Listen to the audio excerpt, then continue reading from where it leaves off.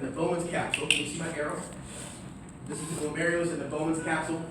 The blood coming in is from the afferent. The blood going out is the efferent. And all these blood vessels that wrap around the loop of Henle, these resorb the water and the sodium that's being kicked out. So you see how it really looks, not the way I did it out of mine. And again, here's just another example. The Bowman's capsule covering the glomerulus, the loop of Henle in yellow with the blood vessels wrapped around. And then I have, as I told some of you in office hours,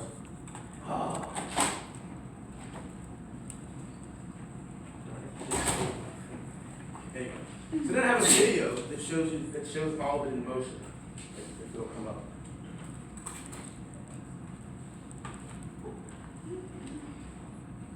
Okay, maybe it won't work. If not, I'll give you a link. It's thinking, it's doing that little thing where the circle's going around and around and around.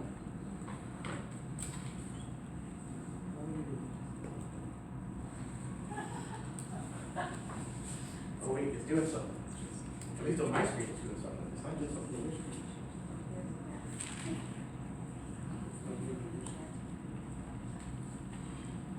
Oh, you know what? Might need to do that thing that you always do. What? That thing that you always do to make it work. This is why old age is not good. What would I do without it? It's called being in the Jurassic ages. Pretend to be back.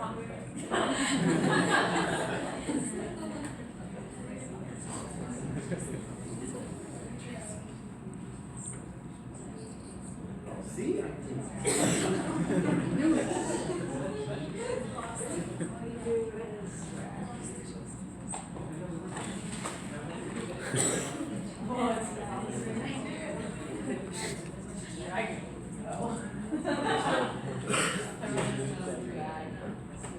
Alright, so what this is showing is these are the sodium, and so we're going up, and in a second it's going to show you the loop of Henle.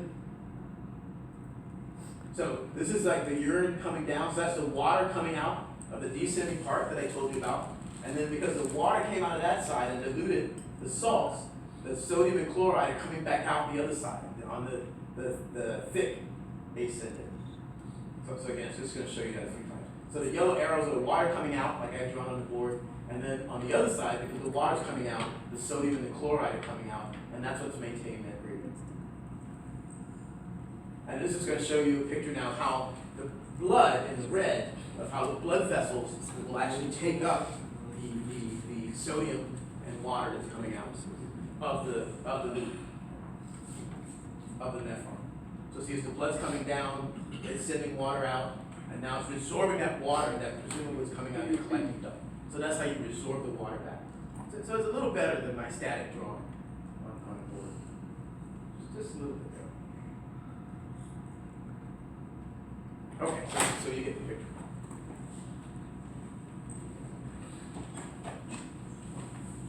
Now how do I get back to where I was?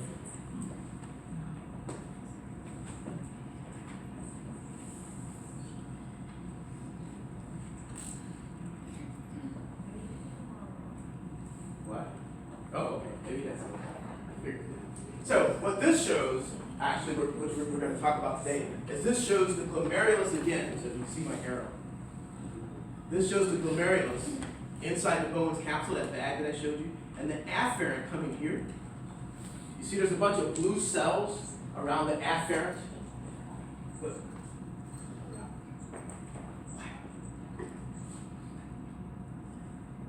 So those blue cells around the afferent and the macula densa cells that are actually in the blood vessel above, those things have a baroreceptor. Those cells, baro, B-A-R-O, receptor, means that they can detect pressure. So those cells, as the blood's coming in through the afferent, those cells can tell what your blood pressure is. And that's going to be critical for generating our osmostat. It's called the juxtaglomerular apparatus. It's written up there. Juxta means next to, glomerulus is that tiny little part of blood vessels that come together there, and apparatus just means apparatus.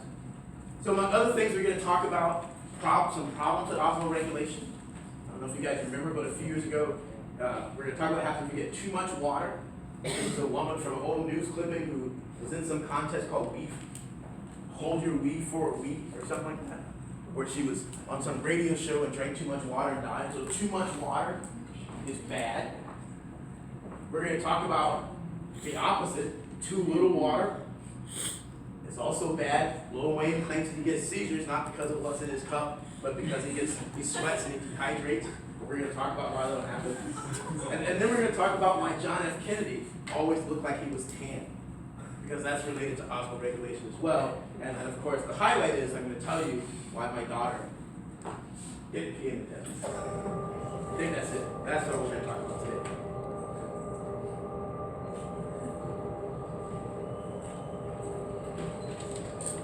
Okay, so let's put up two things.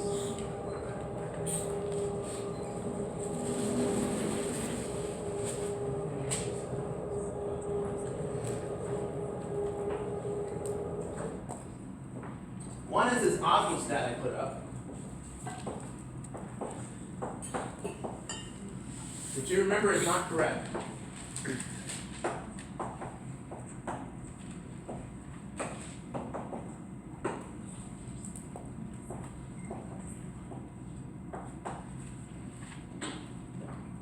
So you go ahead and write that down and keep in mind.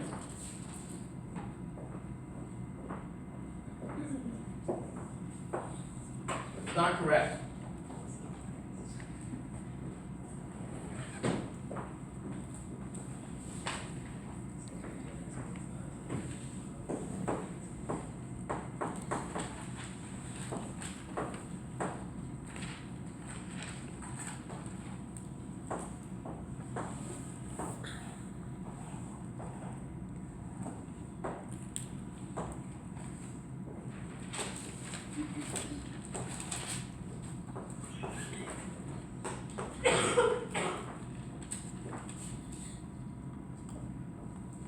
And you saw how this really looks like, but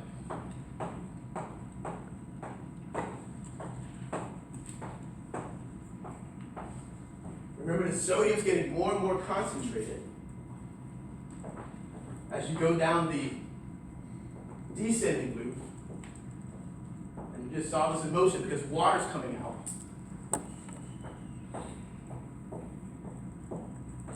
And it's getting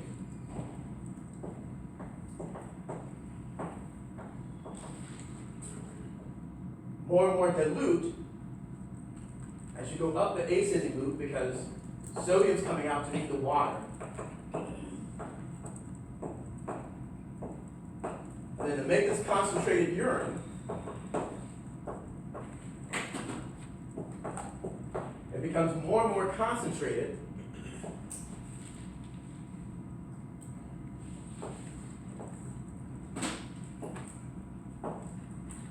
Because water comes out of the collecting duct to meet the sodium that's coming out of the ascending loop. And then that water can be resorbed, it means it goes back into the body. You'll be confused on Tuesday by that word. Because the water can be taken up.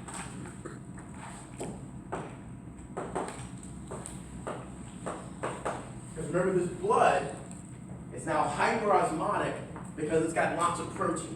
The ultrafiltrate is taking out the water, the small molecules, the ions, but it's still got all that protein, so the water can be readily reabsorbed. We're good? It's important to remember several things they told you. One is glucose is resorbed in the proximal convoluted tubule. First thing you do, glucose and amino acids, we're focusing on glucose. But glucose, amino acids, those things are resorbed as a result of that symport in the proximal convoluted tubule. You need to remember that the descending loop is semi-permeable. Only water comes out, that's important. Whereas the ascending loop is selectively permeable. Among other ions, sodium come out, but we're only going to focus on sodium. Sodium, glucose, and water. This is not regulated. This happens all the time. Doesn't matter if you're dehydrated or have drank too much water or whatever, this is always happening.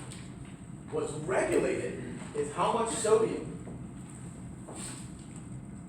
comes out of the distal convoluted tubule, so to the top of the ascending loop, thick ascending loop, and the distal convoluted tubule. Say that again. What's regulated is how much sodium comes out of the distal convoluted tubule and how much water comes out of the collecting duct. The collecting duct can be either impermeable or semi-permeable. Depends on your situation. Say that again. What's regulated is how much sodium comes out of the distal convoluted tubule. The rest of it's not regulated. How much sodium comes out of the distal convoluted tubule is regulated, and how much water comes out of the collecting duct is regulated.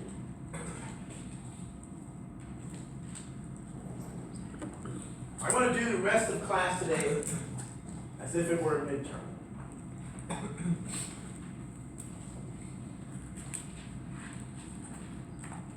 That means you'll have to participate. We need an osmostat. I already told you part of the answer. I told you there are only two critical hormones. I saved them for last. There are only two hormones that are vital, that you cannot live without. One comes from the adrenal gland. If I remove your adrenal gland, you will die. I don't know how long it will take, maybe a few days, but you cannot live without your adrenal gland, and you cannot live without your parathyroid gland, which we'll talk about on Tuesday. If I remove your adrenal gland, you cannot regulate sodium. So you can do an experiment. You can take the adrenal gland out of a rat, measure its ability to regulate sodium. It can't. You can inject the adrenal gland back in, and the rat will be able to regulate its sodium. So that's what you're given. You know that the adrenal gland, that's why you've drawn this incorrect osmostat. You know that the adrenal gland is necessary for you to resorb sodium. Without the adrenal gland, you will lose sodium across the kidney, and you should be able to tell me all the reasons that you will die without sodium. Well, not all. You should be able to give me a few. So you know the adrenal gland is important. Now you want to narrow it down. What are the possible hormones from the adrenal gland that might be important? Pretend that you don't see the word aldosterone written on the board. Because in fact, you haven't had aldosterone yet. Well, you synthesized it on midterm 1, but we haven't really talked about it. What are the other hormones in the adrenal gland? This is what? 4-point question. Yeah, 4 points. What are your candidate hormones? Somebody say something. We'll be here all day if you don't. Cortisol. What else? Actually, what I'd probably ask you to do in exam, I'd probably ask you to first draw a diagram of the adrenal gland. That's what I'd probably ask you.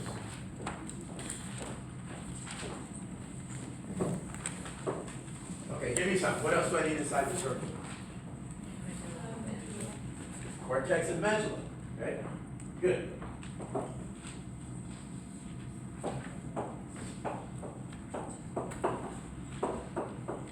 Cortex just means covering, medulla means middle. What are the hormones and where do they come from? What? What hormones are we talking about? What are we looking for? How's the cortex? Tell me a little more about the cortex. 3 zones. What are the zones called? Glomerulus. What else? Fasciculata. Which one is closest to the medulla? Fascicularis. Which one's in the middle? Fasciculata.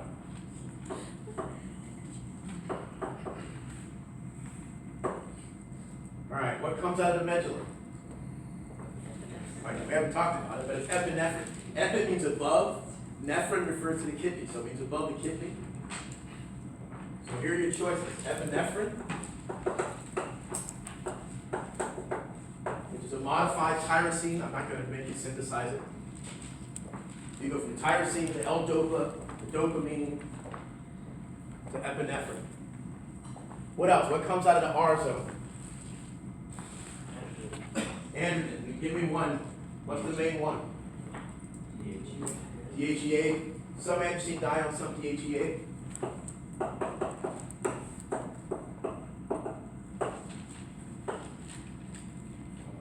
What's that in the fasciculata? Cortisol. And the glomerulosa? So, aldosterone. I want to take a minute. Oh, this is when it doesn't work. I want to take just a second to talk about aldosterone synthesis because we haven't done it. And there's a point. So you go.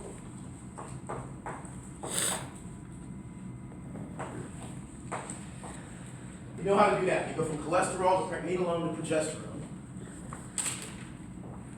In the glomerulosa, there is no 17-hydroxylase. 17-alpha hydroxylase. It's not in the glomerulosa. You go from progesterone, and you should be able to do this for me.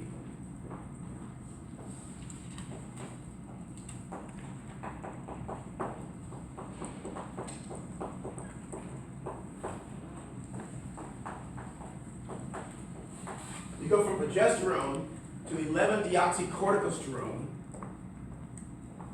using the enzyme 21-hydroxylase. You should be able to do this for me. From 11-deoxycorticosterone, you use 11-hydroxylase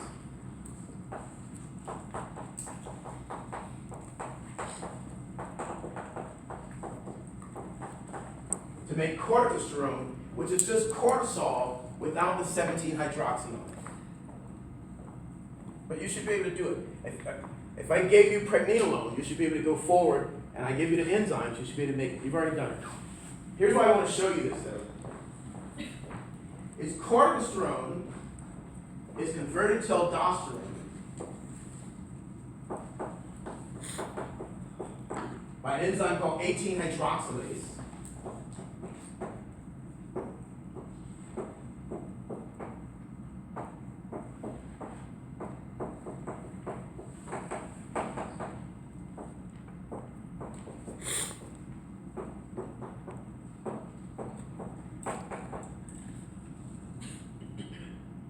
Which gives you this. But you will also see via an enzyme called 18-HSD.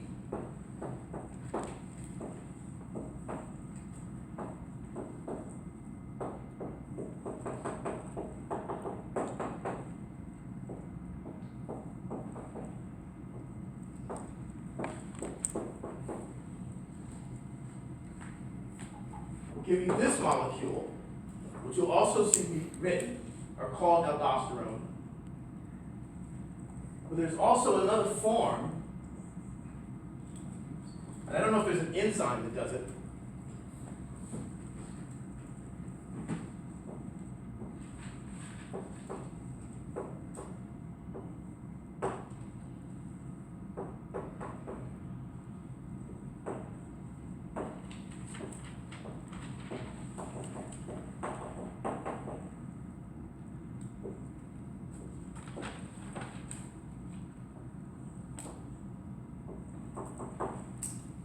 You also see aldosterone written that way. It's the so-called hemiacetal form.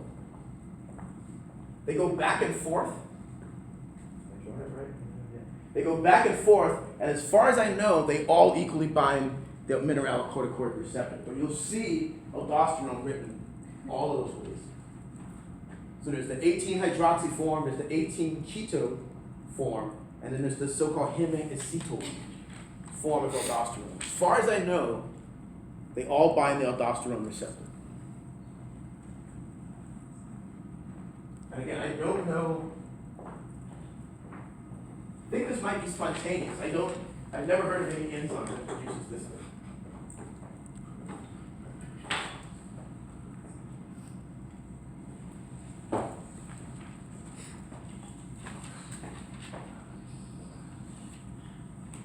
What would you do next? You know that the adrenal gland, if you take it away, you can't regulate sodium. You lose your sodium.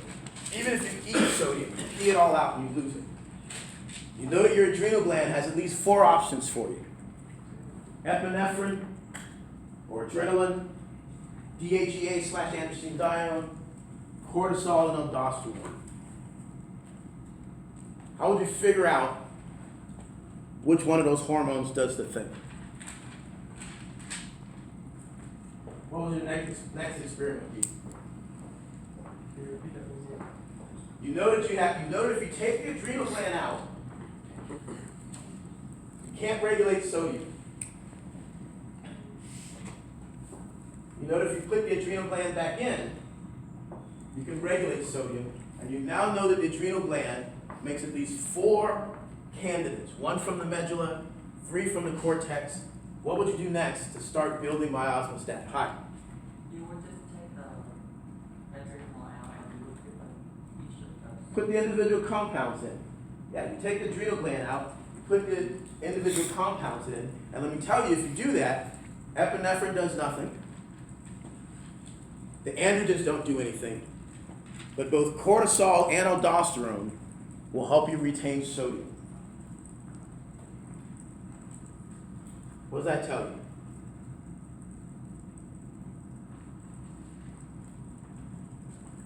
Think about what I told you about growth hormone.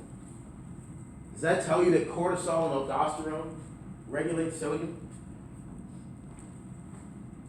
If I inject growth hormone to grow, doesn't mean that growth hormone makes you grow. What about looking at cortisol and aldosterone separately? You can look at it. That's what we've done. We've injected them, and they both cause you to retain sodium. But you don't know. They could be stimulating something else that then causes you to regulate sodium. What would you do next? Think about the very first day of lecture. What's the next thing you do? I'm asking you to tell me, we know the sodium comes in through the distal convoluted tubule. We know that's where it's regulated. Well, wait. Come back to you, Hyde. Yeah. Look for a receptor. Receptor. That's what I would do next. What and what kind of assay would you do? How would you look for a receptor? Yeah, you do a radioreceptor assay. That word doesn't work.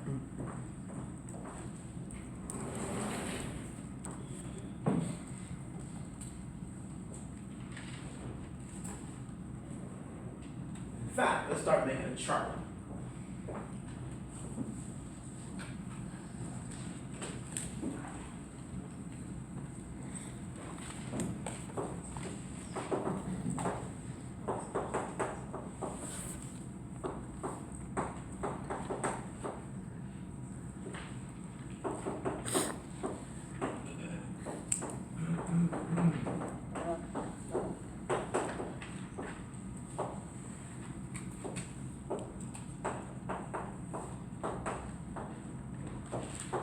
You know that both of these work, cortisol and aldosterone. So in fact, we don't even have to mess with the others, but let's do it anyway.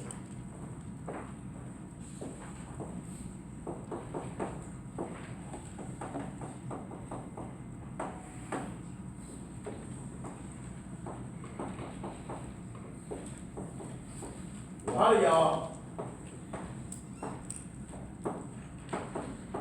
lot of y'all forgot how to do this.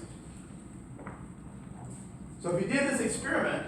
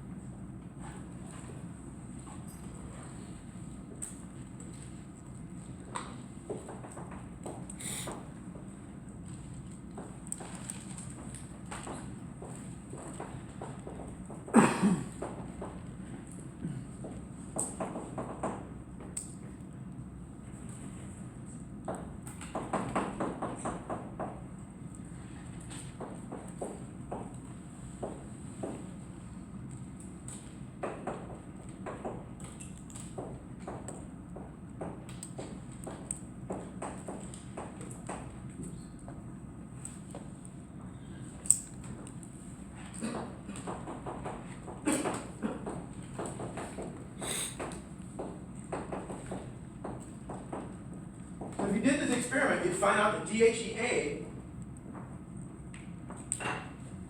and epinephrine have no binding to the receptor, but the cortisol and aldosterone equally bind the receptor. In fact, cortisol might be a little better than aldosterone.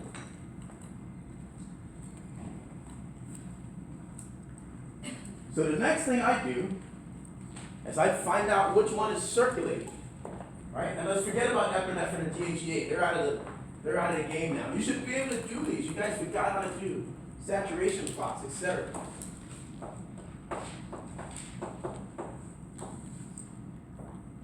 What methods would you use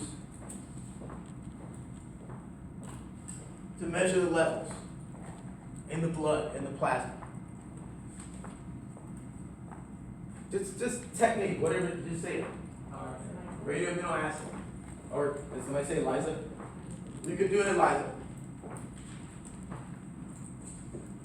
These are irrelevant. Maybe they're irrelevant too. But these are irrelevant because we know that they aren't regulated. So you forget about those for now. You'll find that cortisol circulates at about 250 nanograms per mil, whereas aldosterone circulates at about 0.1. So you have 2,500 times more cortisol, which equally binds the receptor. And there's a premise here that aldosterone is the hormone that you're looking for. And that premise is because if you inject sodium, aldosterone levels will change, but cortisol doesn't. So you kind of know the answer is aldosterone. But what you have so far is there's 2,500 times more cortisol, which binds the receptor equally. What else might you look at? How can it be that aldosterone regulates sodium if cortisol is present at levels that are 2,500 times higher than aldosterone and binds the receptor equally? What else would you be concerned about? Yes, David. If that enzyme that inactivates cortisol. Oh, you're all the way to the answer yet. What else would you look at before that? Yes. These are just total hormone levels. What else might you be concerned about? Competition. Well, they're going to compete, and there's a lot more cortisol, so aldosterone's not going to be able to do much. We know they bind the receptor. Well, another question I might ask you is to show me a scatter that illustrates that cortisol and aldosterone are binding the same receptor, right? Because what I've shown you there could just be that they're binding a different receptor at the same capacity. Remember that. We've already talked about that at least twice. We dealt with it with tamoxifen, and we talked about it earlier in the course. So that doesn't definitively tell you they're binding the same receptor. You should be able to generate an experiment that will tell me they are. But what else would you be concerned about? There's a lot more cortisol. They both bind the receptor. You had a question about it on the last midterm. Yes? If they're bounded free. If they're bounded free, absolutely. Because just because there's a lot of cortisol doesn't mean it's all available. So if you look at how much is free, again, epinephrine and DHEA don't matter anymore. Essentially, all of the aldosterone is free. 70% of the cortisol is unavailable because it's bound to a binding protein. So 250 total, so that's 70, 70, 140, 175. So that's 75 nanograms per mil that's free. You still have 750 times more cortisol.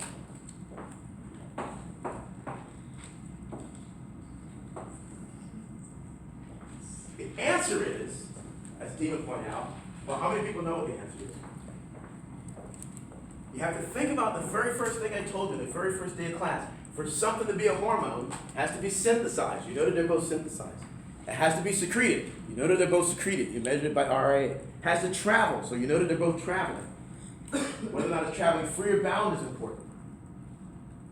Does it bind the receptor? You know it binds the receptor, and I can tell you it gives the same activity.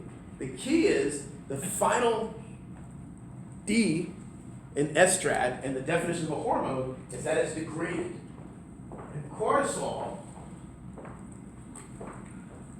pointed out.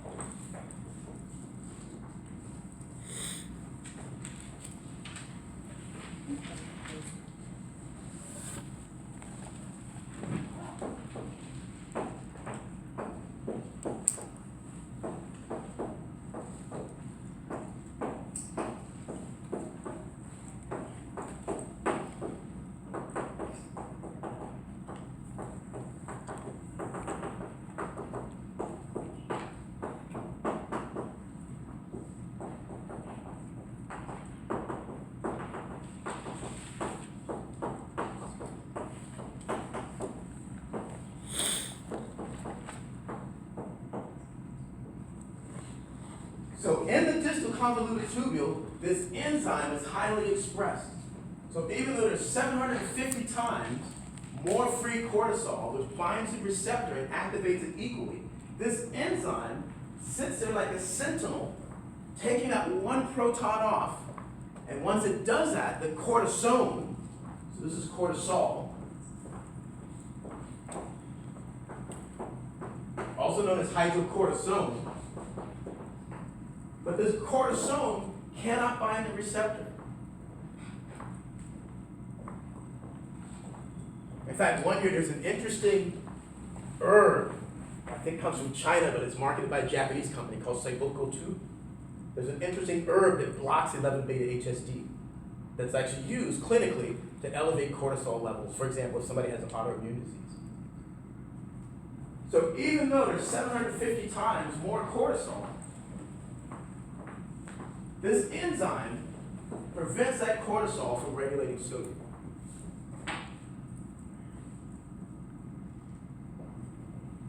We're good? Here's what the cortisol does.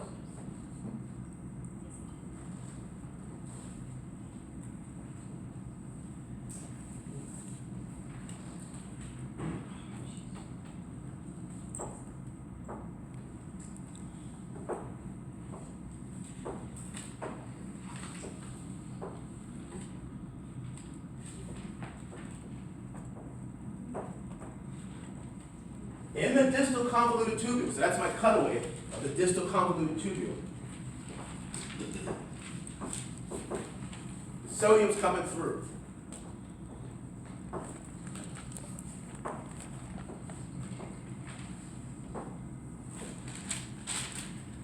This is the basolateral side, the apical, or the mucosal side. The cells are polarized. They're directional, just like when we talked about the sodium glucose symport in the proximal convoluted tubule.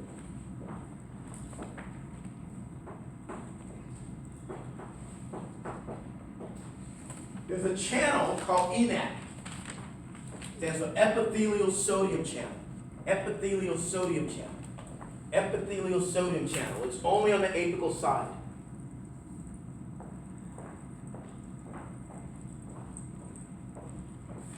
On the other side,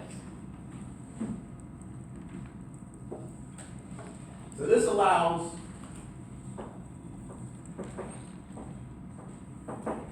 sodium to come in, and on the other side is our old friend,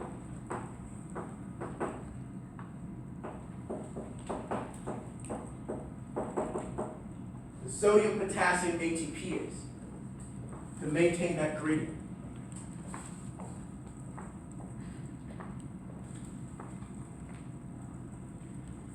Aldosterone works, and don't forget that lecture we gave on the different types of zinc finger proteins and how they work for the different hormones. Aldosterone does three things at least. It upregulates ENaC, the epithelial sodium channel. Aldosterone, I'll write it down.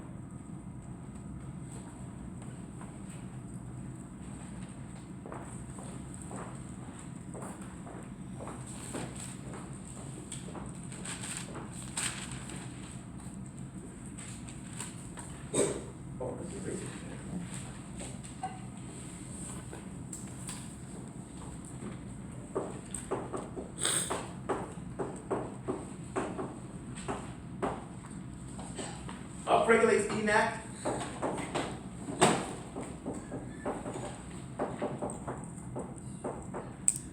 upregulates the sodium potassium ATPase, and it increases mitochondrial production of ATP.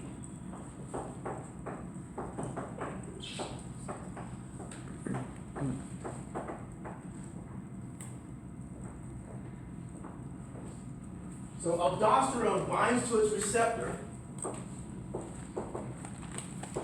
in the nucleus, upregulates ENaC, upregulates the sodium potassium ATPase, increases ATP production,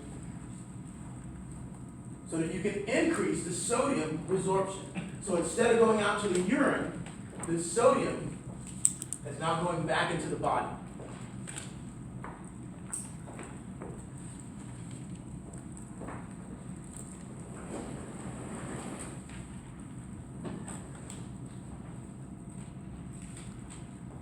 What's wrong with our osmostat? I can tell you to cross your osmostat. We know, where'd my yellow chalk go? No, that's, it looks yellow, that's one.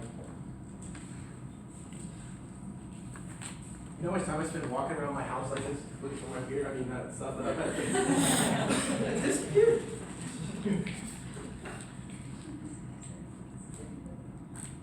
No, it's not yellow. Oh.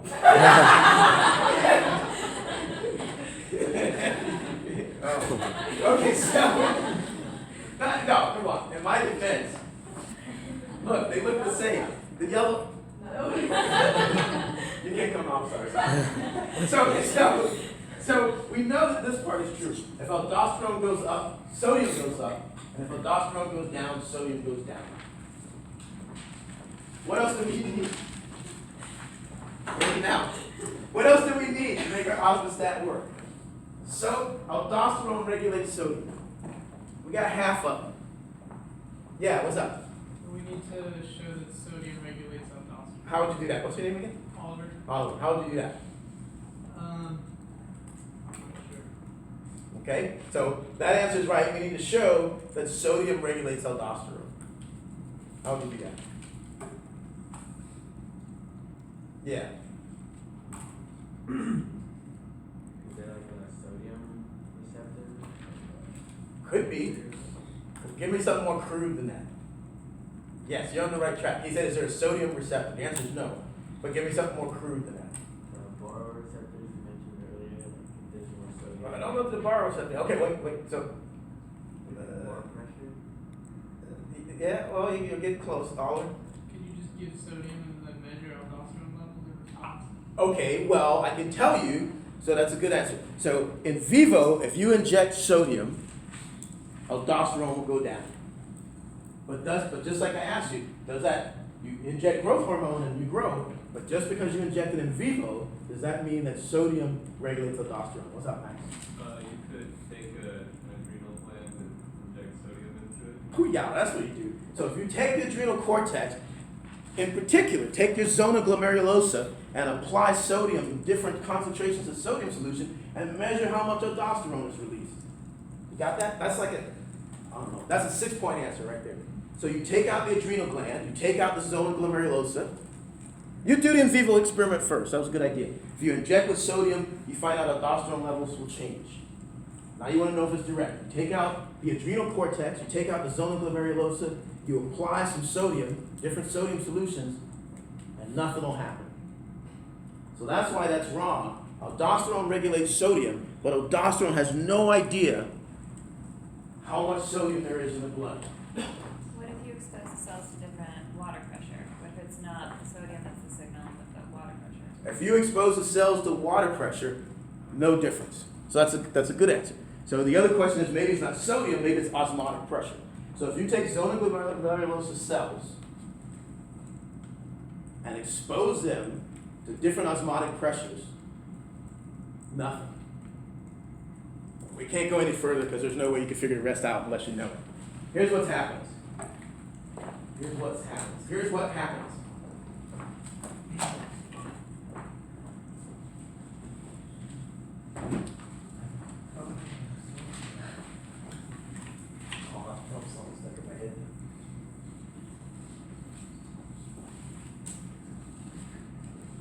Here's where it gets fun.